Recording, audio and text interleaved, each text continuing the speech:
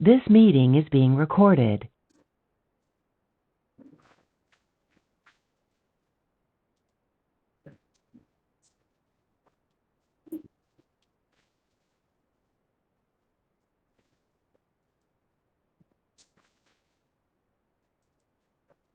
अस्सलाम वालेकुम।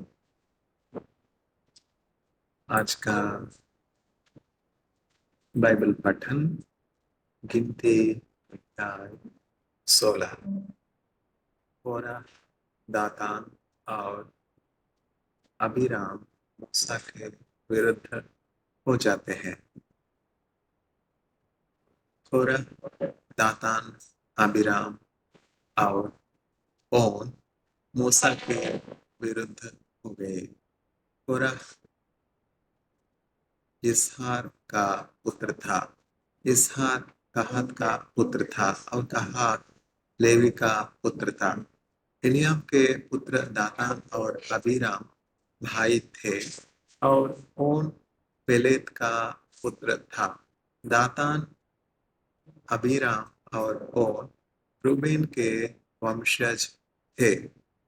इन चार व्यक्तियों ने इस्राएल के 250 व्यक्तियों को एक साथ इकट्ठा किया और ये मूसा के विरुद्ध आए। ये 250 इस्राएली व्यक्ति लोगों में आदरणीय नेता थे। वे समिति के सदस्य चुने गए थे। वे समूह के रूप में मूसा और हारून के विरुद्ध बात करने आए। इन व्यक्तियों ने मूसा और हारून से कहा, हम उससे सहमत नहीं जो तुमने किया है। इजरायली समूह के सभी लोग पवित्र हैं, यहोवा उनके साथ है। तुम अपने को सभी लोगों से ऊंचे स्थान पर क्यों रख रहे हो? जब मूसा ने यह बात सुना तो वह भूमि पर गिर गया। तब मूसा ने कोरह और उसके अनुयायियों से कहा, कल सवेरे यहोवा दिखाएगा कि कौन व्यक्ति सचमुच उसका है। यहोवा दिखाएगा यहोवा दिखाएगा कि कौन व्यक्ति सचमुच पवित्र है और यहोवा उसे अपने समीप ले जाएगा।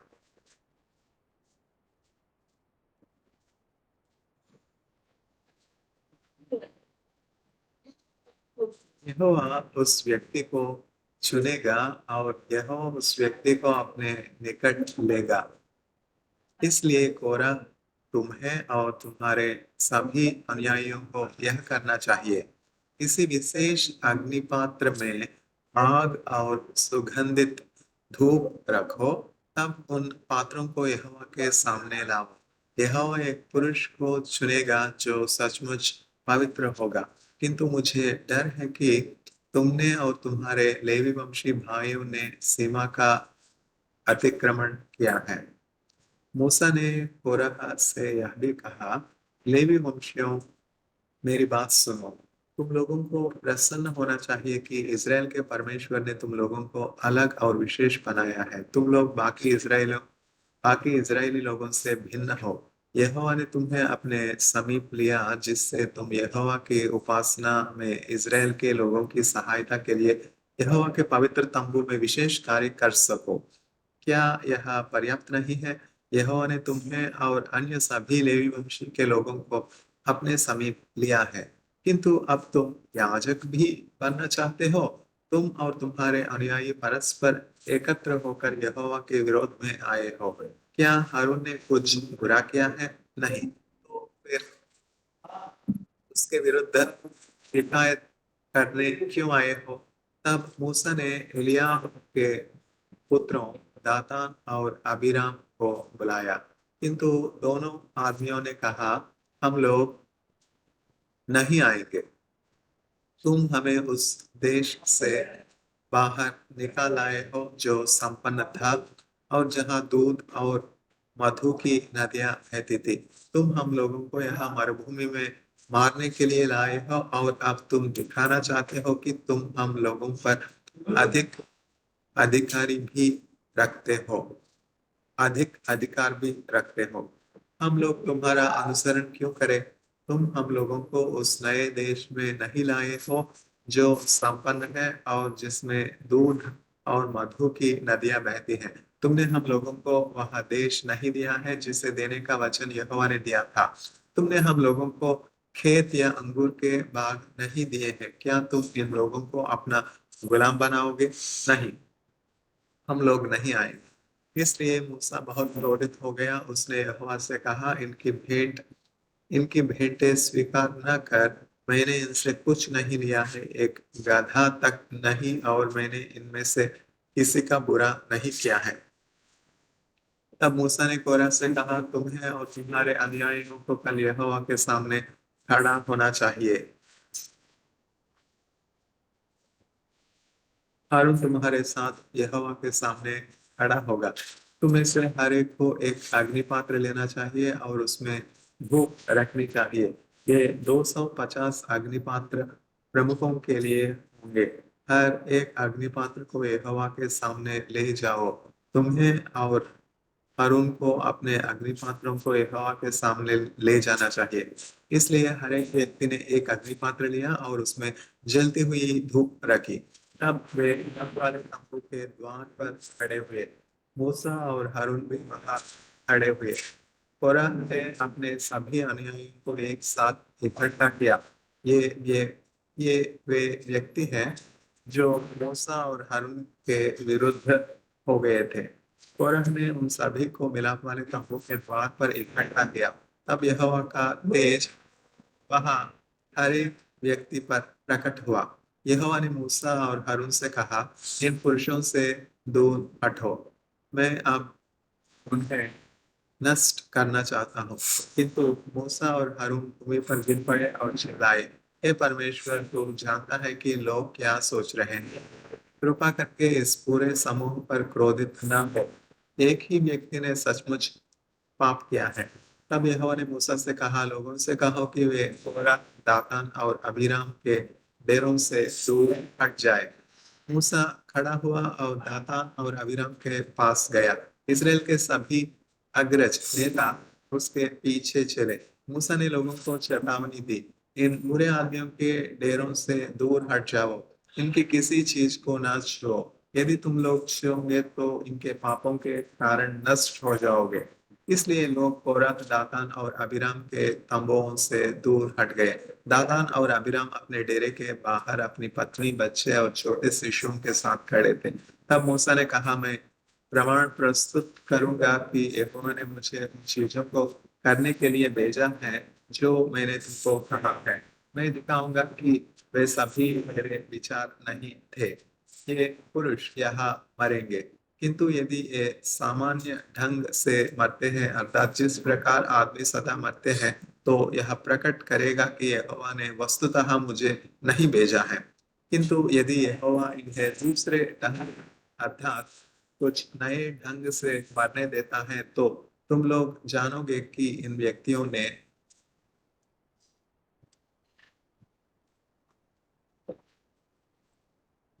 सचमुच यहोवा के विरुद्ध पाप किया है। सचमुच यहोवा के विरुद्ध पाप किया है। पृथ्वी फटेगी और इन व्यक्तियों को निगल देगी। वे अपनी कब्रों में जीवित ही जाएंगे और इनकी हर एक चीज इनके साथ नीचे चली जाएगी। जब मूसा ने इन बातों का कहना समाप्त किया, व्यक्तियों के पैरों के नीचे पृथ्वी फटी। यह ऐसा था मानो पृथ्वी ने अपना मुंह खोला और इन्हें खा गई, और उनके सारे परिवार और कोरह के सभी व्यक्ति तथा उनकी सभी चीजें पृथ्वी में चली गई। वे जीवित ही कब्र में चले गए। उनकी हर एक चीज उनके साथ गई। तब पृथ्वी उनके ऊपर से बंद हो गई। तब पृथ्वी उनके ऊपर से बंद हो गई। वे नष्ट हो गए और वे उस डेरे से लुप्त हो गए। इसराइल के लोगों ने नष्ट किए जाते हुए लोगों का रोना चिल्लाना सुना। इसलिए वे चारों ओर दौड़ पड़े और कहने लगे, पृथ्वी हम लोगों को भी निगल जाएगी। तब यहोवा से आग आई और उसने 250 पुरुषों को जो सुगंधी भेंट कर रहे थे नष्ट कर दिया। यहोवा ने मूसा से कहा, हारून के पुत्र याजक एलियाजर से कहो कि वह आग में से सुगंधी के पात्रों को एकत्र करे। डेरे से दूर के क्षेत्र में उन कोयलों मीन्स कोल्स, कोयलों को फैलाओ। सुगंधि के बर्तन अब भी पवित्र हैं। ये वे पात्र हैं जो उन व्यक्तियों के हैं जिन्होंने मेरे विरुद्ध पाप किया था। उनके पाप का मूल्य उनका जीवन हुआ। बर्तनों को पीट कर पत्थरों में बदलो। इन धातुओं के पत्थरों का उपयोग वेदी को ढकने के लिए करो। वे पवित्र थे क्योंकि उन्हें यहोवा के सामने प्रस्तुत किया गया था। उन चपटे बर्तनों को इसराइल के सभी लोगों के लिए चेतावनी बनने दो। तब याजक एलियाजर ने कांसे के उन सभी बर्तनों को इकट्ठा किया जिन्हें वे लोग लाए थे। वे सभी व्यक्ति जल गए थे, किंतु बर्तन तब भी वहां थे। तब एलियाजर ने कुछ व्यक्तियों को बर्तनों को शक्ति धातु के रूप में पीटने को कहा। तब उसने धातु की चपटी चादरों को वेदी पर रखा। उसने इसे वैसे ही किया जैसा यहोवा ने मूसा के द्वारा आदेश दिया था। यह संकेत था कि जिससे इस्राएल के लोग याद रख सके कि केवल हारून के परिवार के व्यक्ति को यहोवा के सामने सुगंधी भेंट करने का अधिकार है। यदि कोई अन्य व्यक्ति यहोवा के सामने सुगंधी जलाता है तो वह व्यक्ति कोरह और उसके अनुयायियों की तरह हो जाएगा। हारून लोगों की रक्षा करता है। अगले दिन इज़राइल के लोगों ने मूसा और हारून के विरुद्ध शिकायत की। उन्होंने कहा, तुमने यहोवा के लोगों को मारा है। मूसा और हारून मिलाप वाले तंबू के द्वार पर खड़े थे। लोग उस स्थान पर मूसा और हारून की शिकायत करने के लिए इकट्ठा हुए, किंतु जब उन्होंने मिलाप वाले तंबू को देखा तो बादल ने उसे ढक लिया और वहां यहोवा का तेज प्रकट हुआ। तब मूसा और हारून मिलाप वाले तंबू के सामने गए। तब यहोवा ने मूसा से कहा, उन लोगों से दूर हट जाओ जिससे मैं उन्हें अब नष्ट कर दूं। मूसा और हारून धरती पर गिर पड़े। तब मूसा ने हारून से कहा, वेदी की अपने कांसे के बर्तन को लो। तब इसमें सुगंधी डालो। लोगों के समूह के पास शीघ्र जाओ और उनके पाप के लिए भुगतान करो। यहोवा उन पर क्रोधित है। परेशानी आरंभ हो चुकी है। इसलिए हारून ने मूसा के कथनानुसार काम किया। सुगंधी और आग को लेने के बाद वह लोगों के बीच दौड़कर पहुंचा, किंतु लोगों में बीमारी पहले ही आरंभ हो चुकी थी। हारून ने लोगों के भुगतान के लिए सुगंधी की भेंट दी। हारून मरे हुए और जीवित लोगों में खड़ा हुआ और तब बीमारी रुक गई। किंतु इसके पहले कि हारून उनके पापों के लिए भुगतान करे, 14,700 लोग, 14,700 people perished because of the pestilence. 14,700 लोग उस बीमारी से मर गए। तब यहोवा ने इसे रोका। वहां ऐसे लोग भी थे जो कोरह के कारण मरे। तब हारून मिलाप वाले तंबू के द्वार पर मूसा के पास लौटा। लोगों की भयंकर बीमारी रोक दी गई। The deadly pestilence was stopped. गिनती अध्याय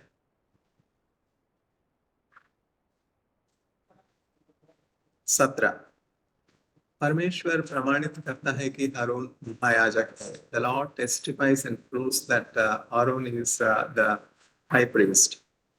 यहोवा ने मूसा से कहा, इज़राइल के लोगों से कहो, अपने लोगों से 12 लकड़ी की छड़ियां ले।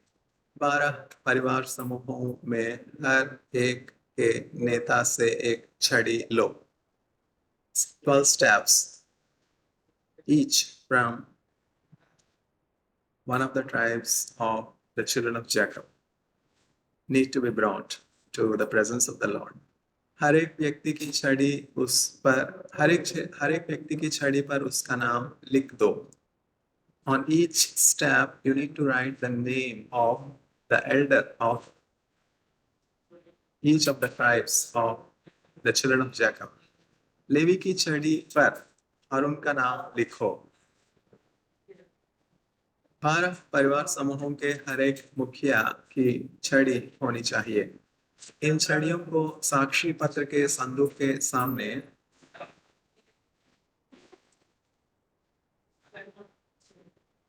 मिलाप वाले तंबू में रखो.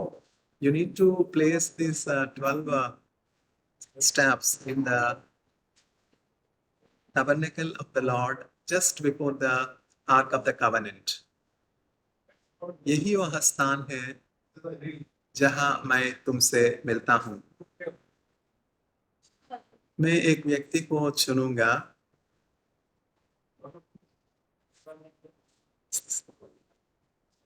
तुम जान जाओगे कि किस व्यक्ति को मैंने चुना है.